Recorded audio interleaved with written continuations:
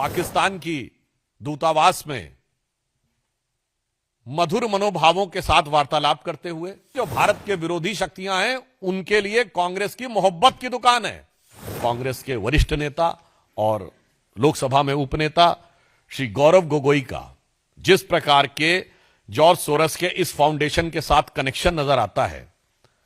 पाकिस्तान की एम्बेसी में उनकी बातचीत की फोटो, पाकिस्तान की दूतावास में मधुर मनोभावों के साथ वार्तालाप करते हुए और भारत में आकर भारतीय सेना, भारतीय वायुसेना, भारतीय अर्धसैनिक बलों के विरुद्ध कटुतापूर्ण शब्दों का इजहार करते हुए ये बातें अब बहुत साफ दिखाई पड़ती हैं कि देश के ऊपर आघात करने के एजेंडा बहुत साफ है कि विदेशी शक्तियों के लिए जो भारत के विरोधी शक्तियां हैं उनके लिए कांग्रेस की मोहब्बत की दुकान है, जिसमें मोहब्बत सोरस से भी है, मोहब्बत चाइना से भी है और भारत के अंदर एक दूसरे से लड़ाने का विधान है। याद करिए, ये कहते हैं उत्तर और दक्षिण को लड़ाओ। इनके कर्नाटक के वित्त मंत्री ने कहा था कि साउथ में रेवेन्यू कलेक्शन ज्यादा है तो उत्तर से अलग होना चाहिए। इनके तेलंगाना और तमिलनाडु के मंत्रियों ने उत्तर प्रदेश और बिहार के बारे में जो बोला वो क्या है, एक राज्य को दूसरे राज्य से लड़ाओ, उसके बाद भाषाओं को आपस में लड़ाओ, तमिल और हिंदी को लड़ाओ, फिर मराठी और बिहारी को लड़ाओ, फिर भाषा पे लड़ाओ, प्रांत पे लड़ाओ, क्षेत्र पे लड़ाओ और उसके बाद जातियों में लड़ाओ, अगड़े पिछड़े में लड़ाओ, सामान्य और दलित में लड़ाओ। यानी बहुत साफ है कि बाहर की शक्तियों के लिए मोहब्बत की दुकान और भारत में हर आधार पर वर्ग, प्रांत,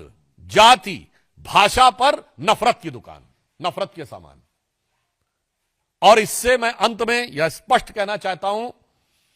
कि इससे श्री राहुल गांधी ने जो बयान दिया था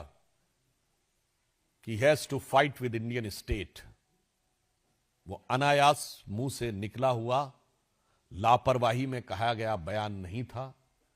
एक सुविचारित, सुव्यवस्थित योजना के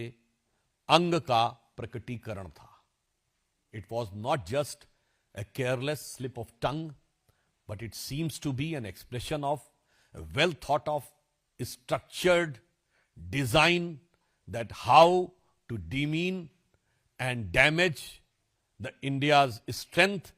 and sovereignty. तो इसलिए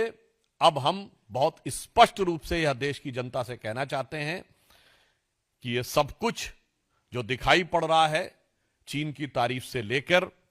सोरस फाउंडेशन से समर्थन से लेकर, भारत के अंदर सबको एक दूसरे से लड़ाने से लेकर और इंडियन स्टेट से लड़ाई करने की बात,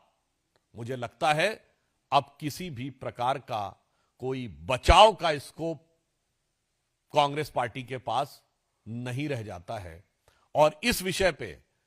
कांग्रेस पार्टी से यद्यपि मैं अभी भी उनसे कहना चाहूंगा कि वो आकर अपनी स्पष्ट रूप से सफाई दें, परंतु मुझे लगता है कि उनकी सफाई